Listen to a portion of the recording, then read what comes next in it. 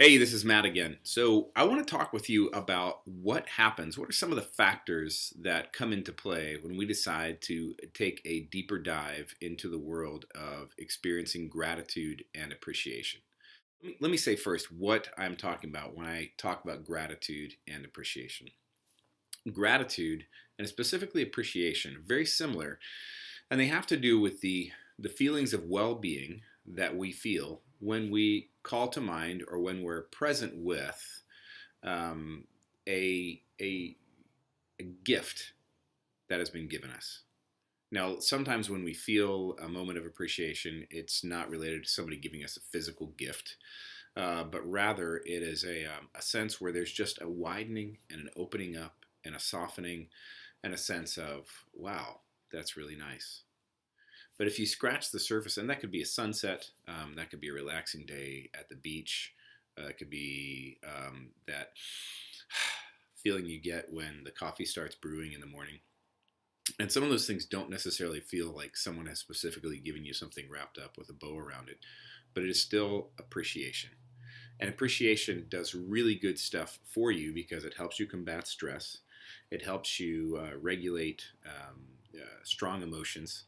It helps give you keep you in touch with your creativity, with your flexibility, and with the best of who you are. And it also helps you keep relationships bigger than the problems. So people who orient gratitude, who orient their lives around gratitude and appreciation, become better problem solvers. They become better team players. They become people who can remain positive in a crisis. And what many people don't realize is this is a skill. Practicing gratitude, and that's what this series of videos about, is a skill. So, specifically, when I talk about practicing gratitude and appreciation, I'm talking about the practice of calling to mind specific experiences and moments. So, this is more than just making the list of things I'm thankful for, which is a great starting point. But imagine if you made that list of 10 things that you're really grateful for, and then you picked one of them, and then you dialed in on what that experience was like. For instance, this morning I went to the park with my son who's learning to roller skate. And we did something simple. He's learning, and so he held my arm. And there was a moment in there when I could feel his hand, which used to be so small. He's 8 years old now, and he kind of had his arm locked in around my arm and his hand, and I could just feel his skin up against my skin, and I just felt the gift of him as a son. This is someone who relies on me. And so when I think about, yeah, I appreciate my son, which is great, but when I'm talking about an appreciation practice or an appreciation memory, I'm talking about calling to mind as specific as possible a specific experience or moment in time that you had. So, what happens when we do that is the subject of this video. So, when we practice appreciation, there are a number of things that happen. First of all, if I were to be really paying attention in that moment when I was out at the park in a parking lot with my son as he was skating, I would have noticed a number of good things starting to happen. I would have noticed that my breathing slowed down. I would have noticed that my heart rate slowed down. Would have noticed that I just looked at him. It was almost like reality slows down a little bit, and I realize the joy of having this guy in my life. You would have started to see in my brain greater firing in my prefrontal cortex and in another part of my higher brain function would have all come online. It's good stuff for the brain. So when I sit and recall that moment and I bring it to mind, and I bring it to mind in such a way that I can actually feel the experience going on, I can feel what I felt when that happened. My brain actually thinks it's back there in the park once again, reliving that experience.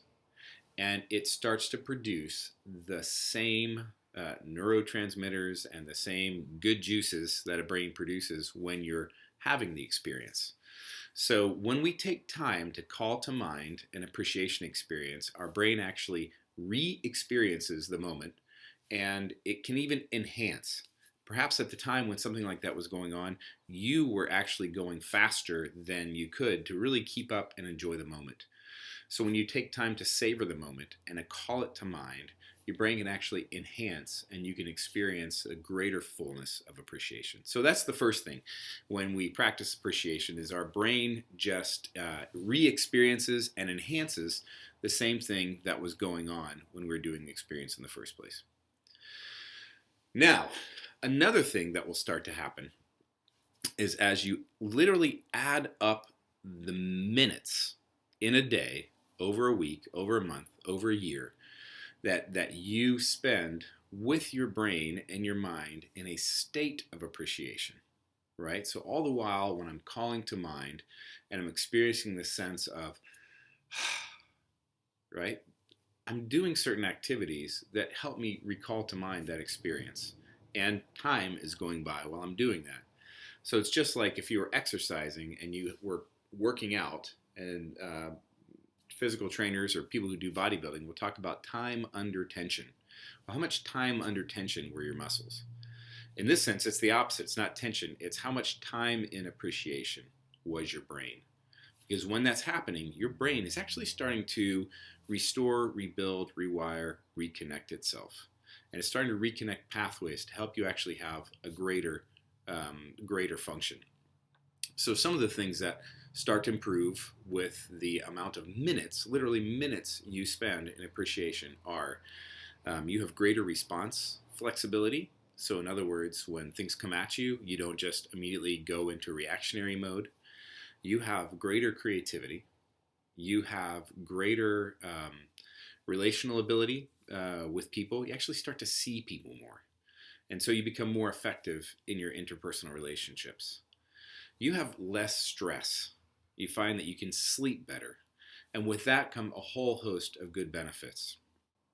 People with a well-developed practice of appreciation who have logged literally hundreds of hours with their brain in a state of appreciation have an ability to connect with any and every heavy emotion. You can get angry, you can get sad, you can be afraid, you can be embarrassed, you can be in hopeless despair, and at the same time reach out for and experience gratitude in such a way that within 90 seconds of being in a state of overwhelm, you can get reconnected with your best thinking and your best responding. It is absolutely amazing what a practice of gratitude will do over time.